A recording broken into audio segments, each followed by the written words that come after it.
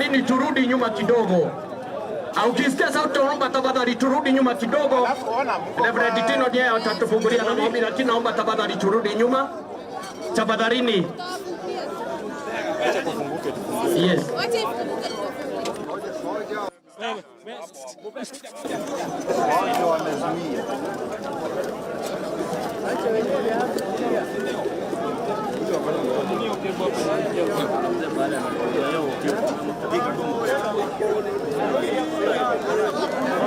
Watu wengine wote wako hapa kwa kamera, tafadhali tukae kando sasa, tusonge.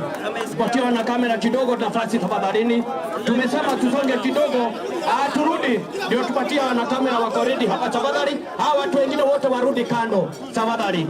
Nani madam, rudi nyuma kidogo mama. Rudi nyuma. Rudita. Yes. Magani Derek. Turudi nyuma.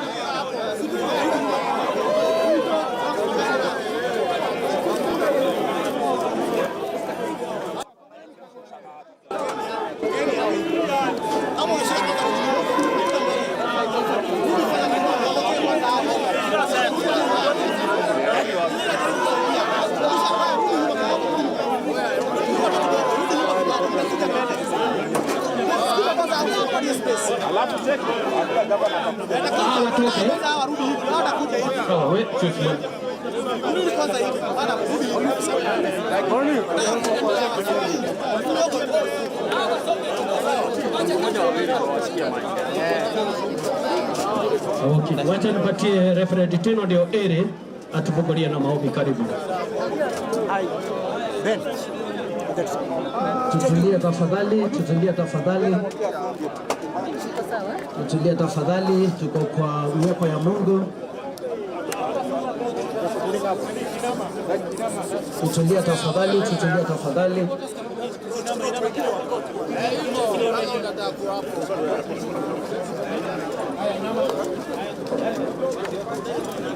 Kisoma Jeremiah chapter 29 verses 11. Wakati Israelites walikuwa wanapita kwa jangwa,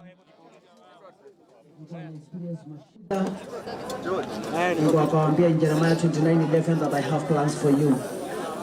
And the fact remains ya kwamba still bado tu Mungu ako na mpango mzuri kwa sababu ya governor, na Mungu ataendelea kumshindania. Kwa hivyo on behalf of the Diocese of Mount Kenya South, on behalf of our bishop, nitafungua na maombi. And then alafu Reverend Jao ambaye ndio mchungaji ata tupatia script 1 2 tuweze kubarikiwa. Mungu wetu wa mbinguni, katika tunakushukuru kwa sababu unatuambia tukushukuru kwa kila hali, na kwa haya mambo ambayo imetukuta mwaka mpya. Mungu wetu wa mbinguni, haimaanishi ya kwamba mwaka wa 2026 itakuwa ya machozi. Mungu uko na uwezo ya kutuondolea machozi, uko na uwezo ya kutuondolea huzuni, kwa sababu wewe ni Mungu mwaminifu milele na milele. Na hata wakati dhoruba inakuja na inatukuta, Mungu ambaye uko na uwezo ya kutuliza dhoruba, we pray in the name of our Lord Jesus Christ ya kwamba utulize dhoruba, kwa sababu wewe ni Mungu mwaminifu. Despite ya challenge hii kubwa ambayo imekuta gavana wetu,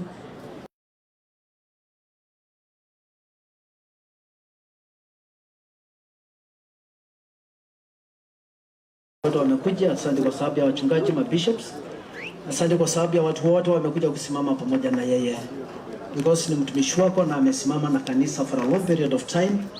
Anajua kwamba Mungu, kwa sababu ametoa vitu zake kwa sababu ya kazi yako, tunajua kwamba Mungu utampatia nguvu wakati huu ambayo mambo ni magumu kwake, katika jina la Baba na Mwana na Roho Mtakatifu. My fellow Kenyans and my dear Christian, His Excellency Governor Wamotagi, what happened last night has shaken you deeply. To see the work of your hands reduced is painful beyond words. You are not long to grieve. Even the strongest hearts weep when it comes to suddenly But hear this truth: destruction is not the end of your story. This demolition took your building, your goods, your plans, and the people who got here, but did not take your life, your faith, your skill, or the was built by human hands can't be turned down by any means. But what God has planted,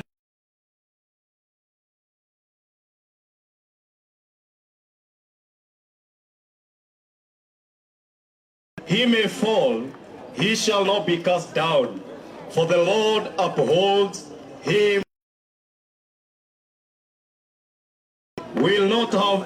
Is not the final word. God will restore you, for he is a restorer. He will rebuild you. He will uphold you, even to the people who had businesses here. Hear this: the Lord will rebuild you. He will help you rise again. So don't be afraid. To Job, when all he had was destroyed, he wondered what he will do. But by the end of the story, Job was rebuilt. Even to the people who owned businesses here, God will rebuild them again. This is not the end. God is coming. This is the winning year. Even though the struggles and the challenges may be many, God will help us win. In the name of the Father, the Son, and the Holy Spirit. Amen.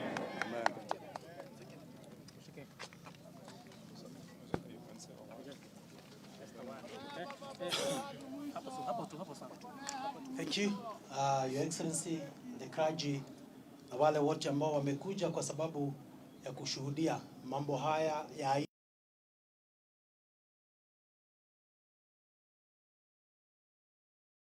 Your Excellency, we are here just to tell you this. Mchungaji amesema ingawaje wamebomoa hizi mijengo zote, you have a firm foundation in our heart. This should never shake you. We shall stand with you in solidarity kwa maovu, kwa mabaya, and eventually we shall embarrass them in 2027. Jambo ambalo limetokea hapa, this is what we call economic sabotage. Hakuna vile tutaamkia usiku tupate kwamba mali ya dhamani ya zaidi ya 600 million imewekwa chini, mambo ambayo ni aibu kabisa. We know that the government is supposed to protect lives and properties of people. Kuona kwamba here, this at night, there were more than 2,000 police officers. Tunataka an answer from the same government.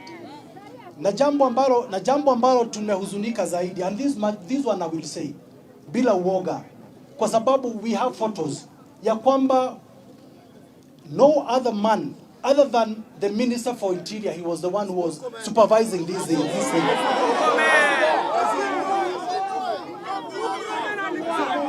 Tuko na picha, hata ukiweza kuambia your officers that they can go ahead and even shoot these people. Tumeokota live bullets hapa ambazo zimetumika usiku wa leo. This one is unexpected. I mean, it cannot be. It is even beyond. It is unacceptable. Na hii hatutakubali kwamba kwa sababu kuna tofauti ya siasa baadhi ya mtu na wale wengine, kwamba hata mali zake zinakuja kuharibiwa. Walianza wakati wa kwanza wakakuja kumeka na attempt hapa, tukawaachilia, wakakuja nyumbani wakaharas governor kwake nyumbani. Juzi, and this one sasa tutauliza Waziri Murkomen. Vile tuliona pale nyumbani kuna bullet ambayo tuliona imerushwa huko. Tunataka kujua kama it is you bado ulikuwa umeona that to happen.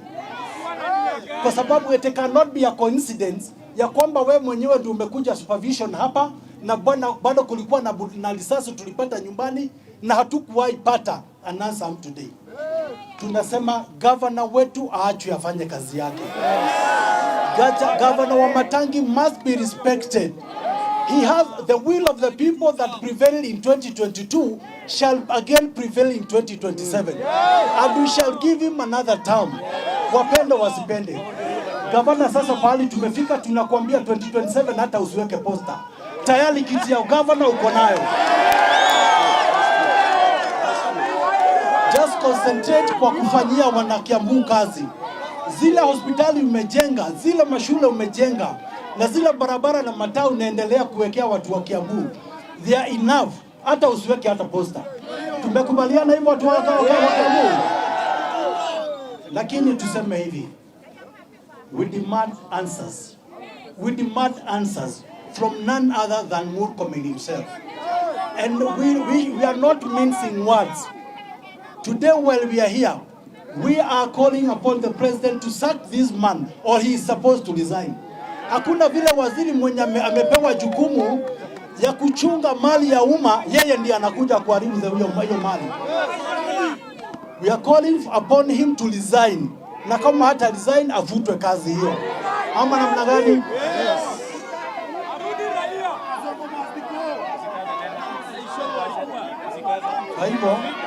Kwa hivyo tusikizane.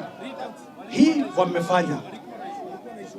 And it is said, unajua ile kitu ambayo hatuwezi jificha chini yake. Hauwezi jificha kwa mchanga, ni kwamba tunajua hii imeletwa kwa mambo ya siasa ya Kiambu. Kwa sababu nasikia pia Kimani Ichung'wah alikuwa kwa hiyo gari ya Murkomen. Lakini yule Mungu ambaye anaishi mbinguni atalipishia. And let me tell them that power is transient. Power is transient. Leo uko kwa hiyo ofisi waziri, lakini kesho hautakuwa. Na kuona kwamba wanaharibu mali ya kiongozi mwenye anajulikana, mwenye angepigiwa simu kama kuna shida akuja kwa mkutano, tunashindwa mali ya umma, wale wananchi wa kawaida wataweza kuchunga namna gani? Si ni kweli jameni? Tuko na huzuni, tuko na uchungu, tumekerwa na hiyo kazi ya uharibifu. Mbona ifanyike usiku? Si wangekuja mchana? Na tunauliza, gari hizi ambazo wameharibu zilikuwa na makosa gani? One thing that we shall not do. We can forget, we can forgive, but we shall never forget. Hiyo waandike pahali. Sawa. Tunashukuru. Tumekubali ya kwamba nasikia ile siasa ambayo inaendelea ni kwamba hii kiwanja ati ni kiwanja ya reli. Lakini hapa nyuma yetu kuna shamba ya reli ambayo imejengwa. Mbona wakakuja specifically kubomoa hii? Gavana wa Matangi lazima aheshimiwe, na ako na jeshi ya kumchunga. Na watu wa Kiambu wako na yeye. Mkubali msikubali, gavana wa Kiambu anaongoza na ataongoza tena 2027. Asanteni.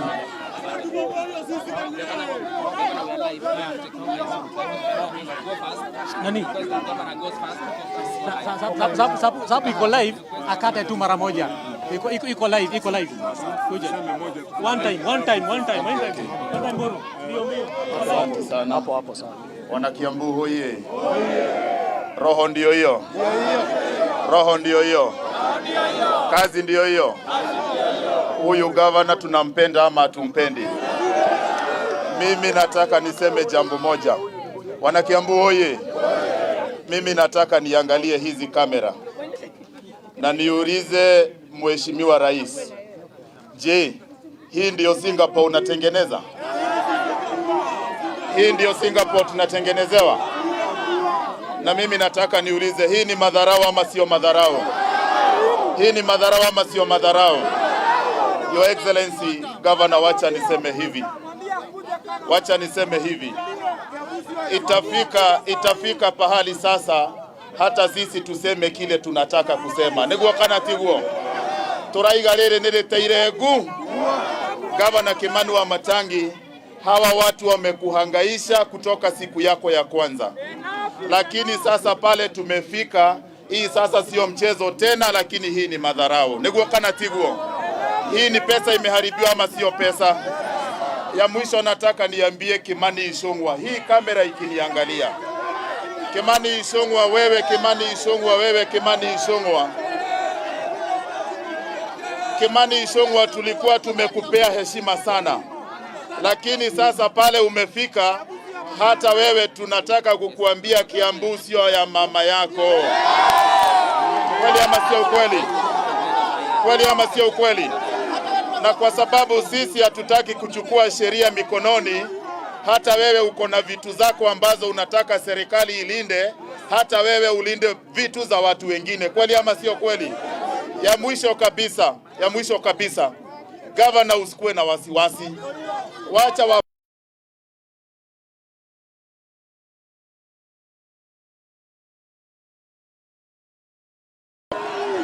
Governor, hawa watu sasa, Governor, roho ndio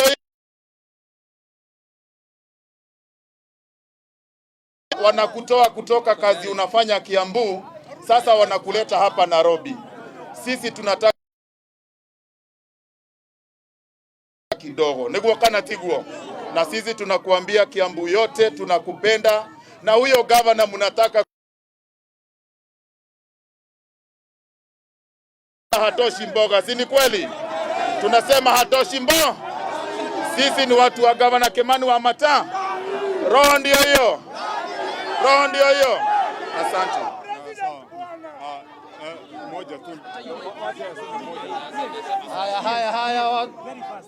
Haya, wananchi oye, si mmekuja kusikilia gavana wetu? Si mmeona vita imefika mpaka sasa fisco?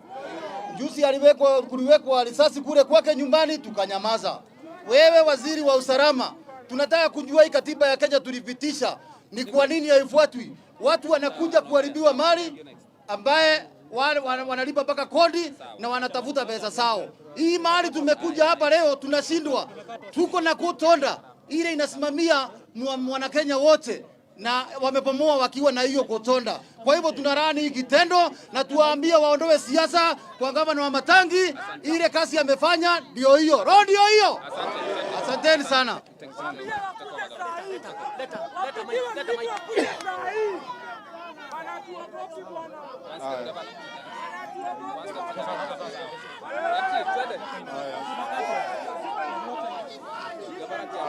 Asante. Watu wetu hamjambo. Watu wetu hamjambo.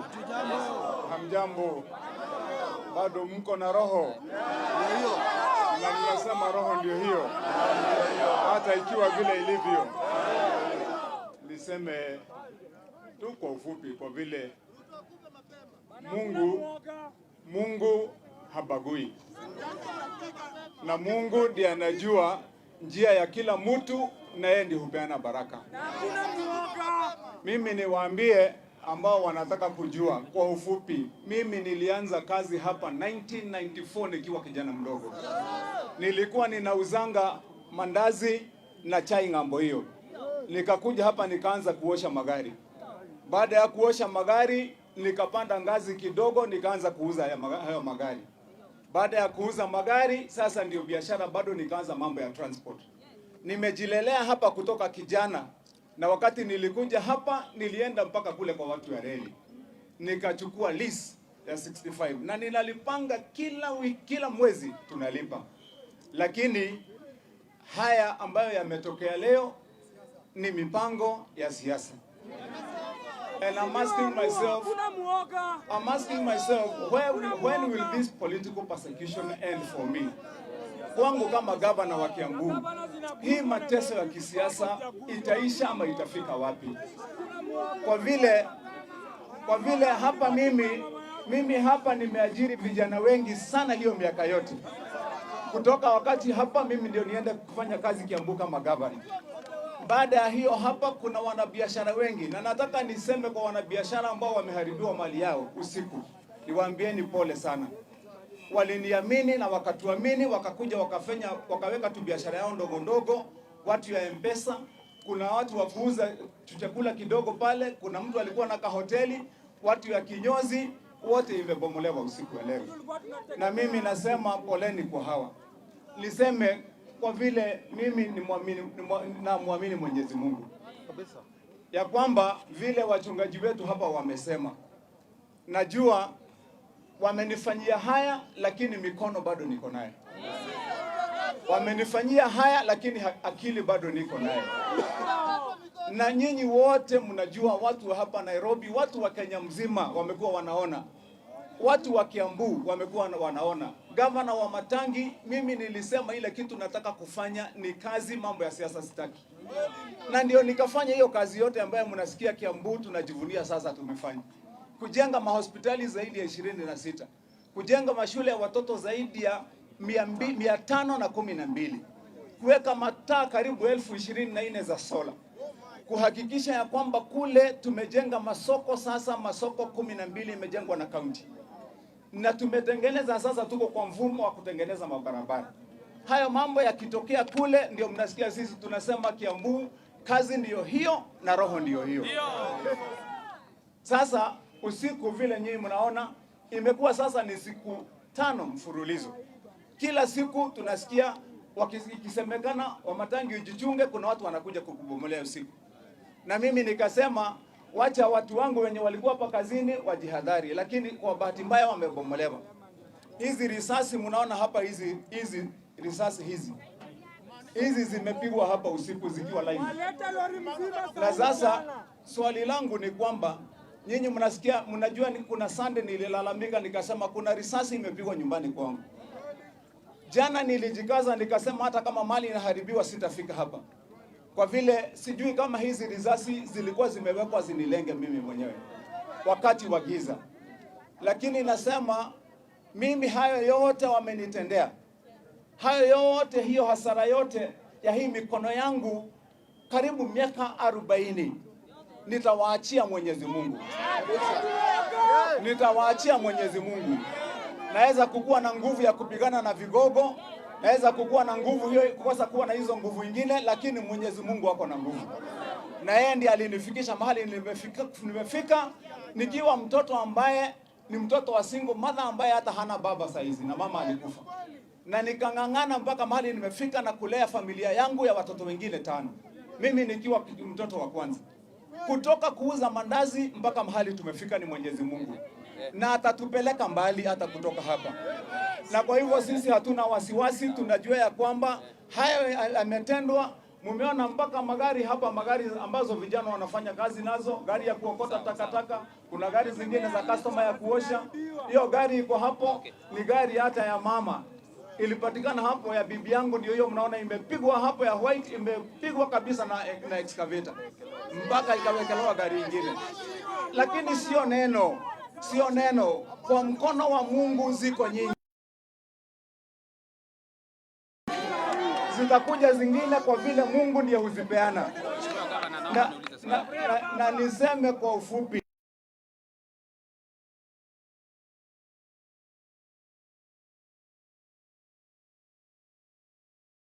hapa mpaka mwaka wa 2027 mwezi wa 3 mimi nitakuwa nikilenga kazi. Wenye wanataka kunivuta kwa siasa ndio watafute njia ya kunimaliza, sitaingia kwa siasa. Lakini 2027 mwezi wa 3 nitakuwa kwa hiyo siasa. Na nitatafutana na kiti ya gavana wa kaunti ya Kiambu. Na hiyo kiti ya gavana watu wetu najua wamesema ya kwamba watatubariki nayo kwa vile tumefanya kazi. Wenye wanataka hiyo kiti ya gavana, mtu akuje kwa uwanja kuacha kutumia nguvu za maofisi za serikali kunigandamiza.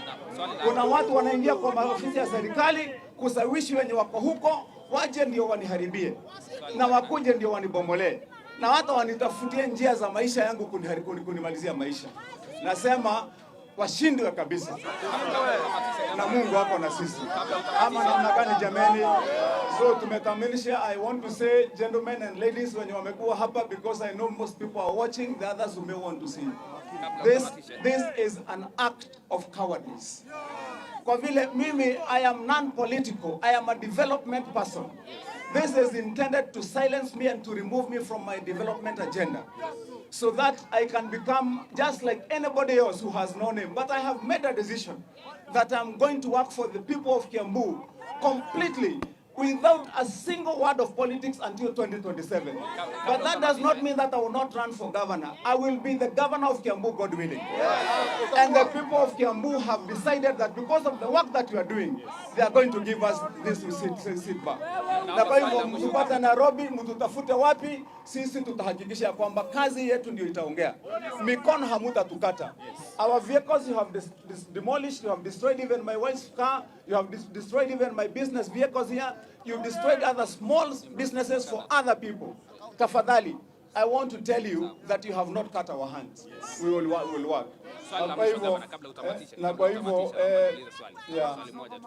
Iwapo kulikuwa na notisi kwamba shamba la Railways mpaka notisi uweze kuondoka, na pili ile gharama kile ambacho mmekadiria, hasara ambayo mmekadiria, na kama iwapo mlipata notisi.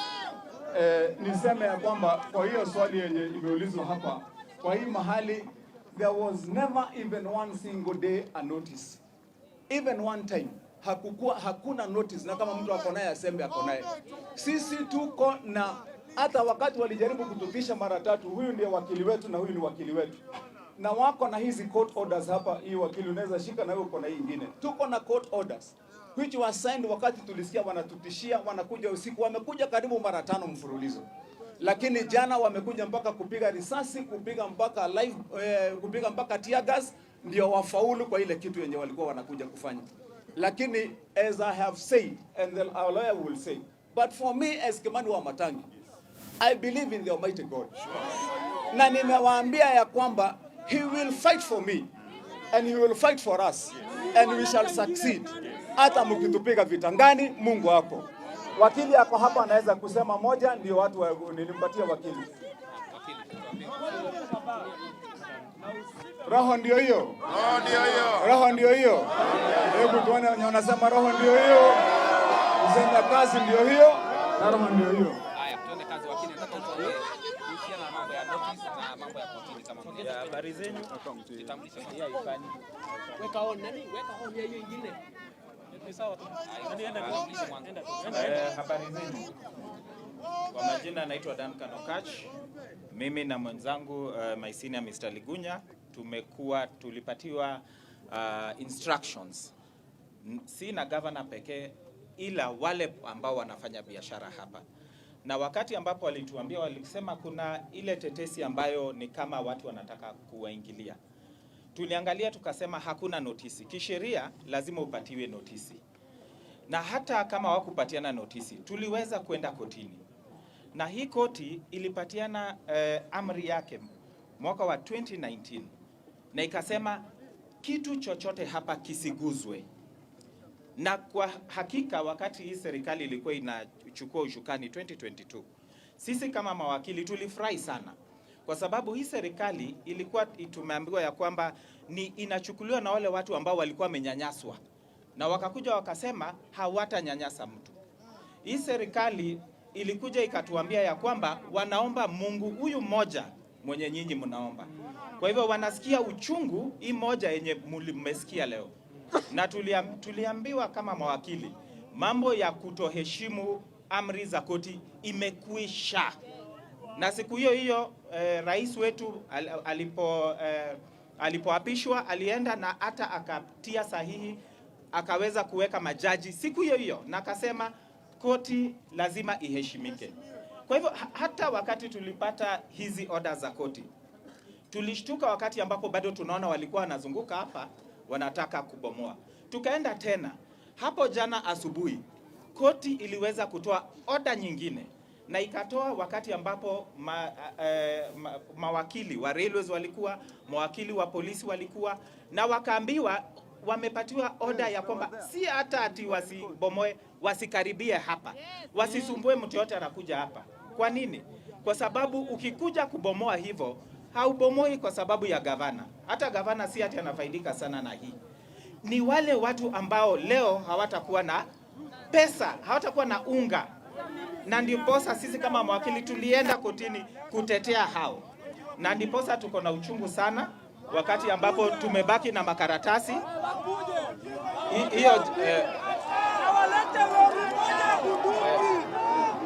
Hiyo jana. Haya, ni sawa, leo tuko hapa. leo tuko hapa, hii kazi inafanyika usiku si mchana. Kwa hivyo wakati ambapo tumepata hizi karatasi ambazo tuko nazo, tuliweza kwenda pia na ikasaviwa, na mwenzangu ataonyesha walienda and they actually received. Kwa hivyo hakuna mtu atasema ya kwamba amekuja hapa na akabomoa bila kujua ya kwamba koti imepatiana amri. And whenever the rule of law is not respected in a country, you do not have a country. And today it is not just about this matter.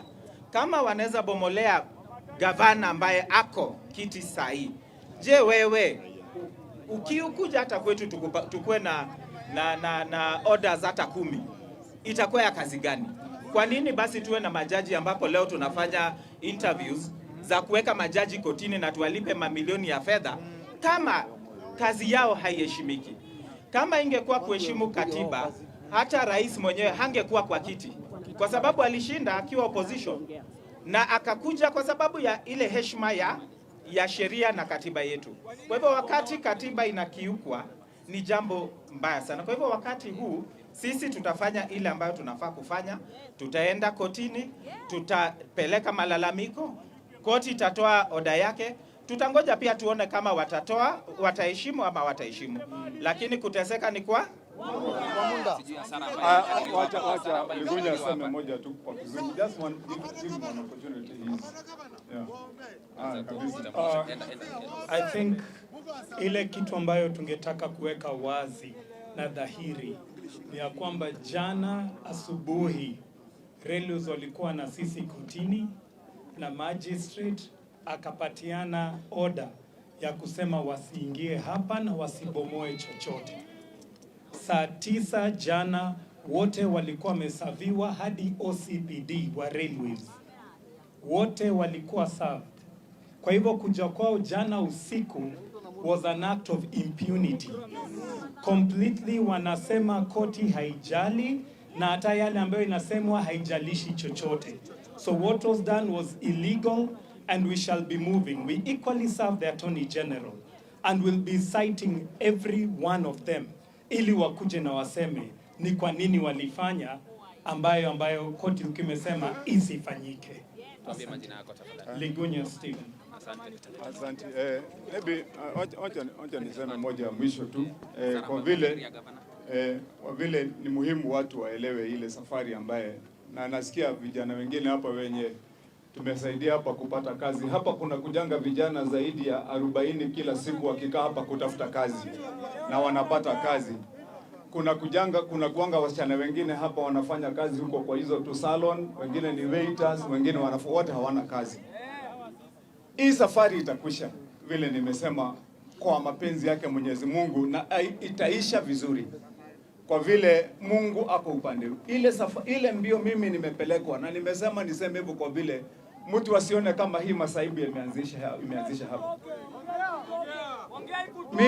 Mimi nimekuwa kwa koti, nimekuwa kotini kila saa. Account za watu relatives wangu zote zilikuwa frozen, zilienda huko zikazimwa, ndio hata nikishikwa ama nifanye nini hakuna mtu anaweza kunitolea kodi. Tumeteseka na hao watu. Sasa baada ya hiyo mnaona tena walikuja huko kila siku. Nimekuwa na wageni huko, watu wa EACC, watu wa nani, kila saa kwa nyumba yangu, kwa ofisi, ndio kazi zifanyike.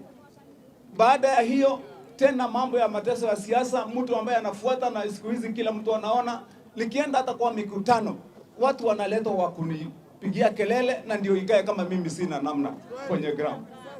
Lakini sasa baada hiyo yote, na mpaka hata kutukua risasi kwa nyumba, sasa imekuja mpaka Nairobi kutoka Kiambu, ndio sasa hapa nimalizwe kibiashara.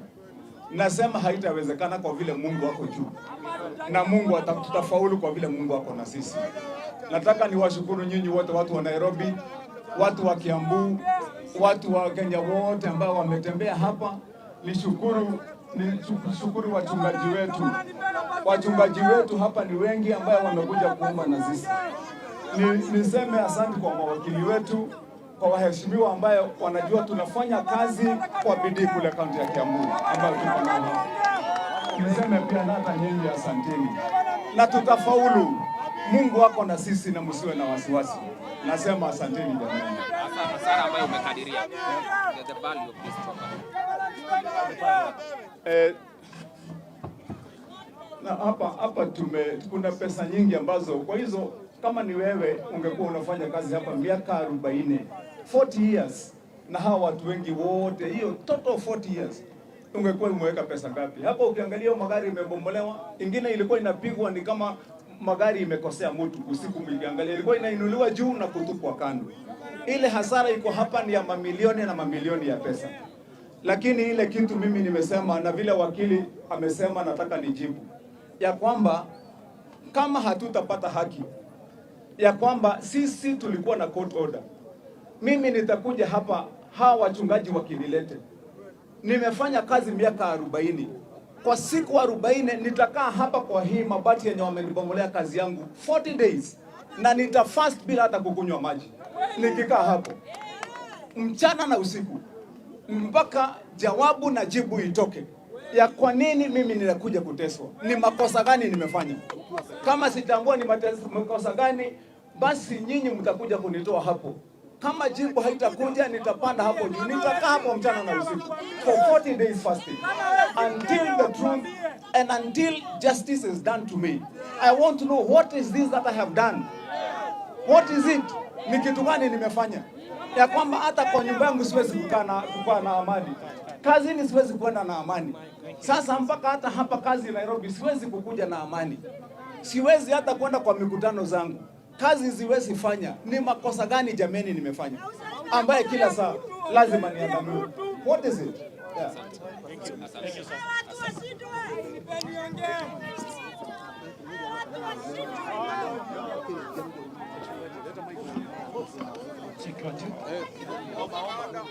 Basi naomba tuweze kujiandaa kuomba, lakini kabla niombe. Malizia tu tafadhali. Okay, wacheni tuombe basi. Omba tu tafadhali. Tuombe. Wakati unaomba mchungaji, ni vizuri hata nyinyi watu wa habari mtupe macho huko. Utaona kule ng'ambo kuna mijengo ingine iko kwa reli huko. Ukiangalia hapa iko kwa reli.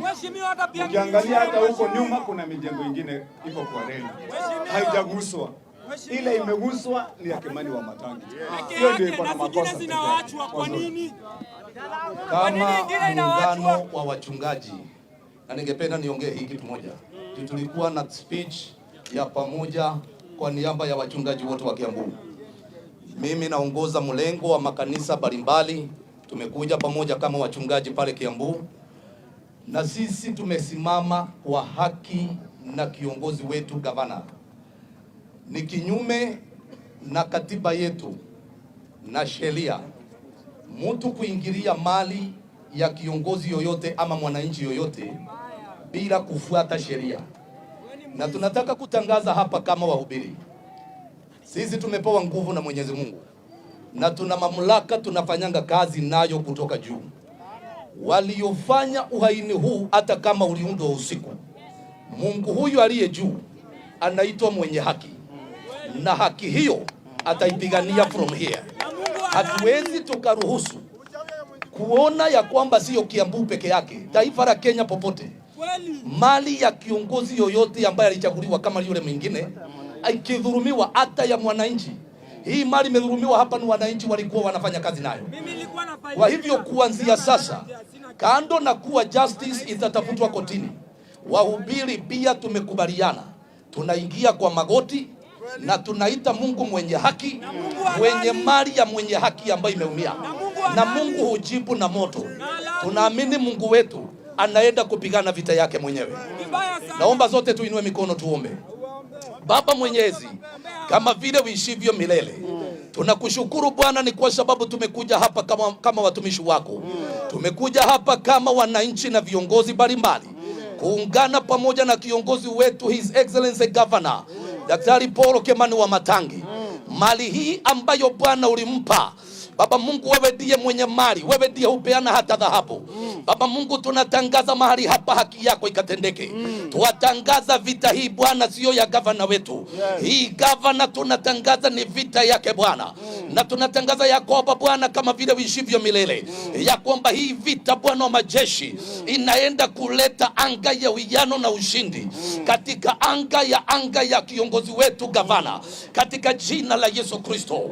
Baba Mungu, kama vile uishivyo milele, tuwaombea mawakili ambao wataelekea kotini kuongoza hali hii ya kutafuta haki. Ninaomba Bwana neema yako iwe juu yao. Na mahali hapa sasa tunatangaza ya kwamba Bwana haki yako itafuatiliwa. Bingu itafuata haki hii. Bingu itapigania haki hii. Na tunatangaza ya kwamba kitendo hiki kilichotendeka kama watiwa mafuta, tunalaani na tunakashifu katika jina la Yesu. Na tuwatangaza neema yako Bwana juu ya gavana. Tuwatangaza baraka, bingu ikafunguke na kumwaga baraka nyingi kuliko hizi ulikuwa umepatia kiongozi wetu katika jina la Yesu. Baba, tunakushukuru na tunakuinua kwa jina la Mungu Baba, Mwana na Roho Mtakatifu tunaomba na kuamini. Amen. Amen. Thank you very much. Mungu atende kama Thank you. Ruto amefanya naenda kulala njaa leo.